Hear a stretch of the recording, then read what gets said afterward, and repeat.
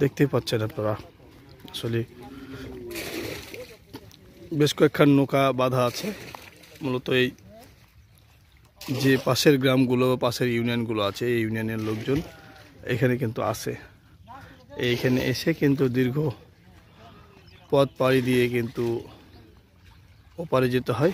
ওপার থেকে কাজ শেষ করে আবার এই নিজের গন্তব্যে আসতে হয়, নিজের জায়গায় নিজের বাড়িতে আসতে হয়। আর সে সাথে হচ্ছে যে আমরা নৌকাতে দীর্ঘ বেশ কয়েক ঘন্টা নৌকাতে ছিলাম। অনেক স্রোত ছিল, অনেক বলা যায় যে অনেক স্রোতের মধ্য দিয়ে কিন্তু আমরা আসলাম এখানে। আসলে চরের বৈশিষ্ট্যটা হচ্ছে যে চারিদিকে হচ্ছে যে পদ্মা থাকবে, চারিদিকে পদ্মা আছে। একটি দ্বীপ এখানে আছে, এই দ্বীপেই কিন্তু মূলত মানুষজন বসবাস করে। এখানে কয়টা ইউনিয়ন আছে চাচা এখানে? হ্যাঁ, এই এলাকায় মেলা ইউনিয়ন আছে। তাও কয়টা আছে?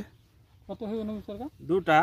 হ্যাঁ, দুটা। একটা হলো আপনার নারায়ণপুর, একটা হলো আপনার চাপাই, আর একটা শিববন্ধনা।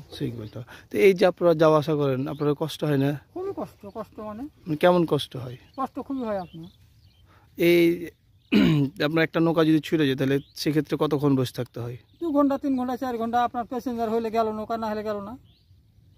আর অসুস্থ যদি রুগী থাকে? অসুস্থ হয় তাহলে রেজার্ভ ভাড়া করতে হয়। 3,000 নেবে ইজাদারে। 3,000 যদি দেওয়া যায় তাহলে নৌকা ছাড়লে। আর নৌকা এলাকা ভাড়া দিতে হয় কি? না, আর দিতে হয় না, ওই ইজাদার 3,000 নেবে। আপনারা শুনতে পাচ্ছিলেন যে একজন এখানকার স্থায়ী বাসিন্দা বলছিলেন যে যদি একজন রোগী অসুস্থ হয় তাহলে কিন্তু তাকে কিন্তু ডবল টাকা, 3 ডবল টাকাও কিন্তু তাকে গুনতে হয়। আসলে কিন্তু এটা কিন্তু তাদের বলা যায় যে খাড়ার উপরে মরার উপরে খাড়ার ঘা বলা হয়। এইটা কিন্তু তাদের একটি বৈশিষ্ট্য। অসুখ বিসুখ হলে তাদের জন্য কষ্ট হয়। আর একটি নৌকা যদি ছুটে যায়, নৌকাতে যদি না যায় কেউ, তাহলে কিন্তু তাকে ওই গন্তব্যের ওখানেই থাকতে হবে। এটা কিন্তু এখানকার যারা স্থানীয় লোকজন তারা আমাদেরকে বলছিলেন। আর সেরকম কোনো সুযোগ সুবিধা নাই যে হচ্ছে তাদের পায়ে হেঁটে যাওয়া বা হচ্ছে যে অন্য কোনো ব্যবস্থা, যে সম্পূর্ণ নৌকার উপর নির্ভরশীল এইখানকার লোকজনের। আসলে কিন্তু চরাঞ্চলের জীবনযাত্রা কিন্তু এরকমই হয় যে অন্যের ওপর নির্ভরশীল হয়েই তাদেরকে চলাফেরা করতে হয়, নৌকার ওপর নির্ভরশীল হয়ে চলাফেরা করতে হয়। তারপরেও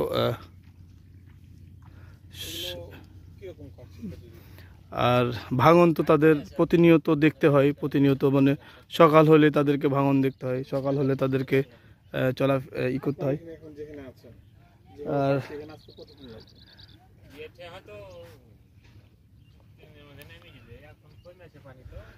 দেখতেই পাচ্ছেন যে এই চরে কিন্তু অনেক গরু দেখা যাচ্ছে। এই গরুগুলো কিন্তু এখানকার স্থানীয় লোকজনের।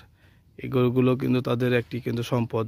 কিন্তু যে চরে বসবাস করে বা যে এই ইউনিয়নগুলোতে বসবাস করে যারা, তারা কিন্তু চরাঞ্চলের মানুষ। এই তাদেরকে দোভরসার মধ্যে থাকতে হয়, কারণ নদী পাড়ের মানুষজনের কিন্তু ভাঙন হয়, ভাঙনে কিন্তু দোভরসা থাকতে হয় যে কখন ভেঙে যাবে বা কখন ভাঙা শুরু হবে। এটা কিন্তু তারা কিন্তু কেউ জানতে পারে না। তারপরেও তাদেরকে তো জীবনের তাগিদে, জীবনের কারণে থাকতে হয়। তাদের পৈতৃক ভিটার কারণে তারা কোথাও যেতে চায় না, বা এখান থেকে তাদের যাওয়াটা কঠিন হয়। সেক্ষেত্রে কিন্তু তাদের জীবন জীবিকার জন্য এই গরু পালন করতে হয়, বা এখানে যে শাকসবজি হয় সেই শাকসবজিগুলো তারা পালন করার চেষ্টা করে।